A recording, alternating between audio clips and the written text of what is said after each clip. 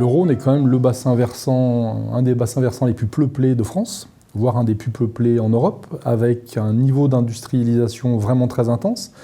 Et qu'en fait, si on compare l'état du Rhône à d'autres grands fleuves européens, on est plutôt dans le haut du classement, parce que notamment l'Agence de l'eau, au travers des programmes successifs de dépollution, de traitement, d'assainissement d'abord industriel, puis domestique, a vraiment poussé à l'amélioration de la qualité des eaux. Il restera toujours suffisamment d'eau pour l'eau potable. Il en restera pour l'agricole.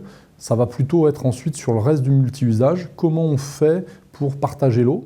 Et donc, le gros défi pour le Rhône et sa biodiversité, c'est comment on va faire pour aider le Rhône à garder cette biodiversité, ou une biodiversité qui sera peut-être différente, mais toujours une biodiversité de qualité, versus des demandes et de la tension sur la ressource en eau. Et plus on va aller bas dans le bassin versant, plus on va avoir ces tensions qui vont s'exprimer, y compris sur des échelles de temps très longues avec la remontée des niveaux de mer, ou dans la partie deltaïque, voire au-dessus, on risque d'être confronté à ce que moi je vis dans les projets à l'ingénierie, et notamment au Vietnam.